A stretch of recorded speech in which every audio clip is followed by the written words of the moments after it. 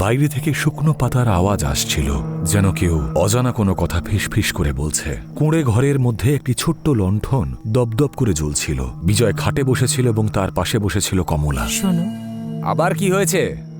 গ্রামের এই পাশের জঙ্গলে একটা তান্ত্রিক বাবা এসেছে। কোন তান্ত্রিক বাবা? সবাই বলছিল যে যার সমস্যা নিয়ে ওখানে যায় তার সমাধান হয়ে যায়। রামলালের ছেলে, ওর বউকে সাপে কামড়েছিল। বাবা মন্ত্র বলাতে এবং ওষুধ দেওয়াতে 3 দিনের মধ্যে উঠে রান্নাবান্না শুরু করে সব দিয়েছে। মিথ্যে। ওই সাপের বিষ এমনি নেমে গিয়েছিল। তারপরে শামুর গরুটা, যে কিনা দুধ দেওয়া বন্ধ করে দিয়েছিল, বাবা ওই গরুর লেজে লাল রঙের সুতো বাঁধাতে সকালবেলায় দুধের নদী বয়ে গেছিল। আরে কেন আজগুবি কথায় কান দাও তুমি? আমি নিজে চোখে দেখেছি। আমি গেছিলাম কালকে দুপুরবেলা, যখন তুমি খেতে গেছিলে। বাবা বলছিল তোর স্বামীর ভাগ্য খারাপ রয়েছে। একটা রাতে একটা মন্ত্র, কিছু খরচা, আর ভাগ্য খুলে যাবে। বাইরের পরিবেশ হয়ে গেল থমথমে এবং নীরবতা ছড়িয়ে পড়ল। কি মূল্য? এক রাত জঙ্গলে একলা। এইসব তান্ত্রিককে আমি ভরসা করি না একদম। পরিশ্রমী হলো আসল কাজ। এটা বলেই বিজয় সেখান থেকে উঠে পড়ল এবং এসে দাঁড়ালো বাড়ির দরজার সামনে। রাতের ঠান্ডা হাওয়া তার শরীরে ধাক্কা খেল। সে চুপচাপ সেখানে দাঁড়িয়ে বাইরের পরিবেশ দেখল। শুকনো মাটি, অপরিণত ফসল এবং চারিদিকের সেই নিস্তব্ধতা। এমন কি ভুল করেছি আমি? এত পরিশ্রম করে চাষ করলাম, তাও কোনো লাভ হলো না। আমার কি একবার ওই তান্ত্রিক বাবার সাহায্য নেওয়া উচিত? না, এগুলো সব কুসংস্কার। যাকে দেখি ভবিষ্যৎ কি হয়।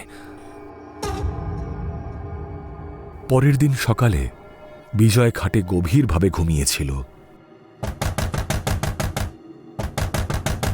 দরজার খটখট শব্দে বিজয়ের ঘুম ভেঙে গেল এবং সে গিয়ে দরজা খুলে দেখল যে বাইরে অন্য কেউ নয়, বরং তার পাওনাদার দাঁড়িয়েছিল।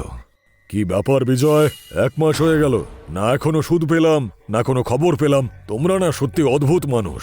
যখন টাকার দরকার থাকে তখন হাত পা জোড় করো, কিন্তু ফেরত দেওয়ার সময় তোমাদের টিকি দেখা যায় না। আমাকে ক্ষমা করবেন, আমি আপনার টাকা ফিরিয়ে দেব। শুধু আর কয়েকটা দিন সময় চাই। দেখুন, আমার খুব খারাপ অবস্থা। আপনার থেকে যে টাকা নিয়েছিলাম সব চাষের কাজে লাগিয়ে দিয়েছি, কিন্তু ফসল সব শুকিয়ে গেছে। আর কতদিন সময় লাগবে তোমার? দেখো, তোমার সুদ কিন্তু তোমার আসলের থেকেও বেড়ে যাচ্ছে।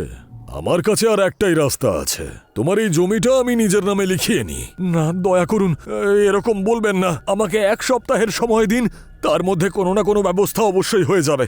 কথা দিচ্ছি, আর 1 সপ্তাহ। ঠিক তখনই কমলা পেছন থেকে এসে করজোড়ে পাওনাদারকে নমস্কার করল, কিন্তু তার চোখে ছিল ভয় এবং অনুনয়। সে হাত জোড় করে মুখে কোনো কথা বলল না, কিন্তু চোখে তার ভাব ছিল স্পষ্ট। পাওনাদার তাকে দেখে বলল, তোমার স্ত্রীর জন্যই আজকে তুমি রেহাই পেলে, বুঝলে? না হলে তোমাদের এই বাড়িটাও আজকে আমি কেড়ে নিতাম। মনে রেখো বিজয়, আর মাত্র 1 সপ্তাহ, তারপরে আর 1 মিনিট বেশি সময় পাবে না। আপনাকে অনেক অনেক ধন্যবাদ। পাওনাদার সেখান থেকে যাওয়ার পরে কুঁড়ে ঘরে যেন অন্ধকার নেমে এলো। কমলা তখনও সেখানেই দাঁড়িয়েছিল এবং তার চোখ ছলছল করছিল। বিজয় সেখান থেকে প্রস্থান করে মাথা নিচু করে খাটে গিয়ে বসে পড়ল। তুমি এখনো চুপ থাকবে? আমি আর কি বলবো? যা হওয়ার তাই হবে। না, আর চুপ করে বসে থাকবো না আমি। আজকে রাতেই যাবো ওই বাবার কাছে, এতে তোমার পছন্দ হোক বা না হোক। কমলা, তুমি আবার শুরু করলে। আমি তোমাকে বলেছি, এই তান্ত্রিক বাবাদের আমি বিশ্বাস করি না। ভরসা নেই নাকি ভয় পাচ্ছ? কি? হ্যাঁ, ভয়। তুমি ভয় পাচ্ছ যদি বাবা সত্যিটা বলে দেয় তোমার ভাগ্য তোমাকে সায় দিচ্ছে না। তোমার ভয়টা যদি সত্যি হয়ে যায় তাহলে তোমার সব সম্মান নষ্ট হয়ে যাবে। দুজনে একেবারে শান্ত হয়ে গেল। ঠিক আছে, তাই হোক, করে দেখাই যাক তাহলে। শেষমেশ বিজয় কমলার কথায় সম্মতি দিল।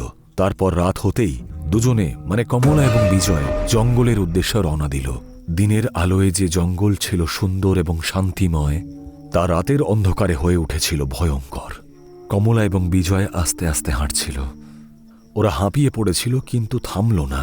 আর কিছুক্ষণ হাঁটার পরে তারা দুজনে কিছু দূরত্বে একটা মশালের আলো দেখতে পেল আর আস্তে আস্তে সেই দিকে এগোলো। সেই আলোর কাছে পৌঁছতে তারা দেখল যে একজন তান্ত্রিক বাবা সেই গাছের নিচে বসে আছে। বন্ধ চোখে তিনি অনবরত মন্ত্র পাঠ করে চলেছিলেন। বিজয় এবং কমলা তার সামনে গিয়ে দাঁড়িয়ে পড়ল। আমি সব জানি, তোমার স্ত্রী আগেই সবকিছু বলেছে আমাকে। তোমার জমি, তোমার পরিশ্রম, তোমার হার, আমি সব বিষয়ে অবগত। তাহলে আপনি জানেন যে...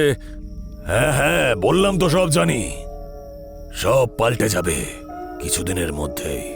শুধু আমার বলা কথা অনুযায়ী তোমাদেরকে চলতে হবে, কোনো সন্দেহ, কোনো প্রশ্ন না করে। আর তুমি একা আসবে, কাউকে সাথে আনবে না, এমনকি নিজের স্ত্রীকেও নয়। এই পুজো তোমাকে একা করতে হবে, না হলে সব ব্যর্থ হয়ে যাবে। একা? কিন্তু কোনো কিন্তু টিন্তু নয়। যা করার তোমায় একা করতে হবে। তোমার ভাগ্য তোমার ওপর রুষ্ট এবং তার মানটাও তোমাকে একাই ভাঙাতে হবে, বুঝলে? এবার যাও আর নিশ্চিন্তে ঘুমিয়ে পড়ো, কারণ কালকের রাতটা তোমার জীবনের দীর্ঘতম রাত হতে চলেছে। পরের দিন বিজয় আবার সেই তান্ত্রিক বাবার কাছে এলো, কিন্তু এইবারে একা। তার মনে এখনও ওই তান্ত্রিক বাবাকে নিয়ে সন্দেহ ছিল। কিন্তু কথায় আছে না যে ডুবতে থাকা মানুষ সবকিছুকে আঁকড়ে ধরতে চায়। সেখানে বিজয় গিয়ে পৌঁছল এবং আস্তে আস্তে তার সামনে বসে পড়ল। তারপর কিছুক্ষণের নীরবতা। হাওয়ায় একটা ধূপের সুবাস ছিল আর গাছের শিকড়গুলো মাঝে মাঝেই শব্দ করে উঠছিল। আমি জানতাম যে তুমি আসবে, কিন্তু এখান থেকে ফিরে যাওয়ার কোনো রাস্তা নেই বিজয়।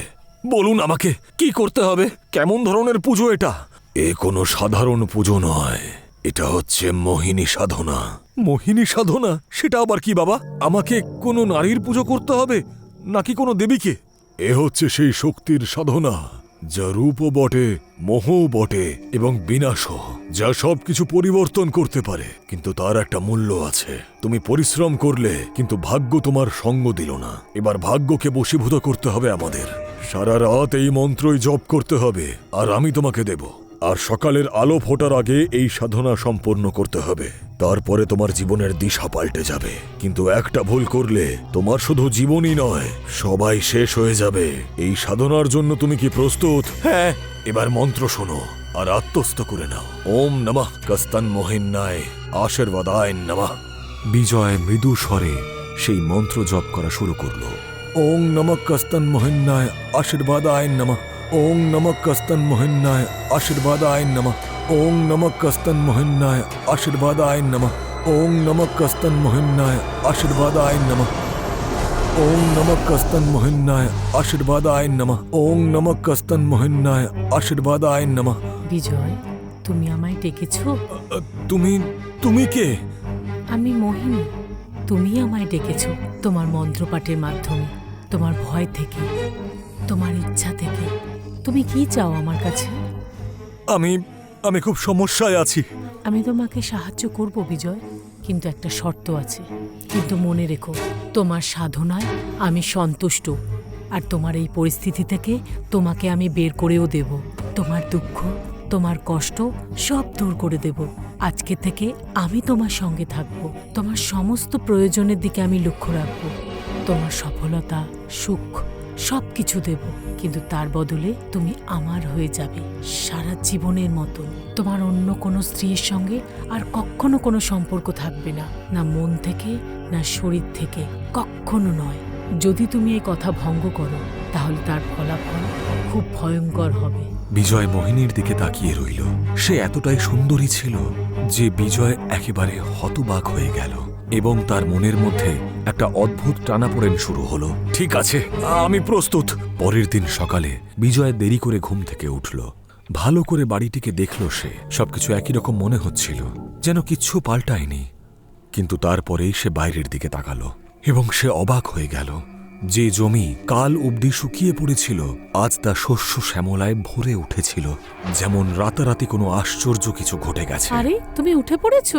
বাইরে এসো, তাড়াতাড়ি দেখো কি হয়েছে। কমলা আনন্দে বিজয়ের দিকে এগিয়ে এলো, কিন্তু বিজয় পিছিয়ে গিয়ে কঠোরভাবে বলল, দাঁড়াও, ওখানেই দাঁড়াও, আর এক পাও এগোবে না। আমি পাওনাদারদের সাথে কথা বলে আসছি, সমস্ত দেনা আমি মিটিয়ে দেব। তুমি বাড়িতেই থাকো, কিন্তু আমার থেকে দূরত্ব বজায় রাখবে। এটা শুনে কমলার মুখ শুকিয়ে গেল এবং সে রাগান্বিত হয়ে ভেতরে চলে গেল।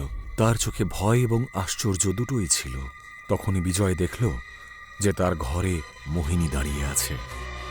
তার হাসি ছিল পরীর মতো মিষ্টি এবং মোহিনীর নজর গিয়ে পড়ল বিজয়ের ওপর, এবং তারপর বিজয়ও তার দিকে তাকিয়ে হালকা হাসল এবং আস্তে আস্তে হাঁটতে শুরু করল। চোখ ভারী কিন্তু স্থূল গতি। তার মুখে আসার সাথে একটা ভয়ের ছাপও স্পষ্ট ছিল। বিজয় পাওনাদারদের বাড়ির দিকে এগোল, কিন্তু কিছু দূর গিয়ে সে একদল মানুষকে দেখতে পেল। সেখানকার পরিস্থিতি বিজয়ের ঠিক মনে হচ্ছিল না। কি হয়েছে এখানে? এত ভিড় জমা হয়েছে কেন? আরে বিজয়, তুমি শোনোনি? তুমি যার থেকে টাকা ধার নিয়েছিলে সে কাল রাতে মারা গিয়েছে। সকালবেলা চাকর গিয়ে দেখেছে তিনি এমনভাবে ঘুমিয়ে আছেন যেন ঘুমের মধ্যেই তার মৃত্যু হয়েছে। যদিও তার নিজের বলতে কেউই ছিল না, না স্ত্রী না বাচ্চা। মনে হয় আমাদের আর টাকা শোধ দিতে হবে না। আমাদের ভগবানের অশেষ কৃপা, উনিই সব করেছেন। বিজয় অবাক হয়ে যায় এবং তার মুখে ভয়ের ছাপ ফুটে ওঠে। সে কিছুক্ষণ চুপচাপ দাঁড়িয়ে থাকে এবং সে মনে মনে ভাবে, এই সব কিছু কি ওই মোহিনীই করেছে নাকি? তারপরেই সে সামনের দিকে দেখে কিছু দূরে মোহিনী গাছের আড়ালে দাঁড়িয়ে আছে। মুখে হালকা একটা হাসি, যেন সে সবকিছু জানে। বিজয়ের নিঃশ্বাস ভারী হয়ে আসে এবং সে অবাক হয়ে তাকিয়ে থাকে। তারপর স্বস্তি। বিজয় বুঝে গিয়েছিল যে এই সবকিছু মোহিনী করেছে। বিজয়ের অবস্থা, ভাগ্য সবকিছুই পাল্টে গিয়েছিল। জমিতে শস্য ভরে উঠেছিল, সবাই তাকে সম্মান করত। কিন্তু বিজয় এবং কমলার মধ্যে একটা দূরত্বের সৃষ্টি হলো। কিছুদিন কেটে যাওয়ার পরে ঘরে একটা অদ্ভুত নিস্তব্ধতা ছড়িয়ে পড়ল।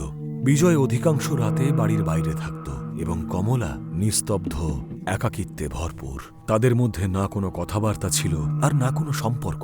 কমলার চোখে মুখে ক্লান্তি এবং ভাবনার ছাপ ছিল সুস্পষ্ট। সে নিজেকে বলে, আজকে ওর সঙ্গে কথা বলবই আমি, এইভাবে আর চলতে পারে না। সে সিদ্ধান্ত নিয়ে ফেলেছিল যে বিজয়ের সঙ্গে সে কথা বলবে, যাই হয়ে যাক না কেন। ঘরের দরজা খুলে যায় এবং বিজয় প্রবেশ করে। সে জামাকাপড় খুলতেই যাবে, ঠিক তখনই পেছন দিক থেকে দুটো হাত তাকে জড়িয়ে ধরে। এক মুহূর্তের জন্য তার শ্বাস বন্ধ হয়ে যায় এবং সে হেসে মনে মনে ভাবে, মোহিনী। তারপর সেই হাত দুটোকে ধরে হালকা করে চুম্বন করে এবং তারপরে পিছন ফিরে দেখে কমলা দাঁড়িয়ে আছে এবং সে অবাক হয়ে যায়। তুমি কি পাগল হয়ে গেছো নাকি? তোমাকে তো বলেছি আমার থেকে দূরে থাকতে। কমলা অবাক হয়ে যায়। তার মনে অনেকগুলো প্রশ্ন ঘুরপাক খেতে থাকে এবং সে প্রশ্ন করতে চায় কিন্তু পারে না। মোহিনী সেখানে দাঁড়িয়ে সবকিছু দেখতে থাকে এবং তার চোখে ছিল একটা ঠান্ডা অনুভূতি, মুখে একটা হালকা হাসি, ভয়ানক। আমি বলেছিলাম না অন্য কোনো স্ত্রীর সঙ্গে তুমি যোগাযোগ রাখবে না, কখনো না। মোহিনী ছট করে কমলার পেছনে এসে দাঁড়ালো এবং নিজের হাতের ধারালো নখ দিয়ে কমলার গলা চিরে দিল। বিজয় এইসব কিছু দেখে চিৎকার করে ওঠে, তুমি এ কি করলে? তুমি আমার স্ত্রীকে মেরে ফেললে? এরকম করার সাহস কি করে হলো তোমার? হ্যাঁ বলো। আমি ভেবেছিলাম তুমি নিজেকে আমার কাছে সঁপে দিয়েছো। তোমার বউ আমার থেকে ছিনিয়ে নিতে চাইছিল, সেই জন্য ওকে আমি পথের থেকে সরিয়ে দিয়েছি। কিন্তু মনে হচ্ছে তুমি শুধুমাত্র আমার শক্তির জন্য এগুলো দেখাচ্ছিলে। না, আমি কিচ্ছু শুনবো না। এরকম করার কি দরকার ছিল? আরে আমি তো না জেনে শুধু একটা ভুল করে ফেলেছিলাম। তোমার স্ত্রীর প্রতি তোমার ভালোবাসা আমি দেখতে পাচ্ছি বিজয়। তুমি আমায় জিজ্ঞেস করছো ওকে মারার কি দরকার ছিল? যাও, ওকে গিয়ে জিজ্ঞেস করো। এই বলে মোহিনী বিজয়েরও গলা চিরে দেয়।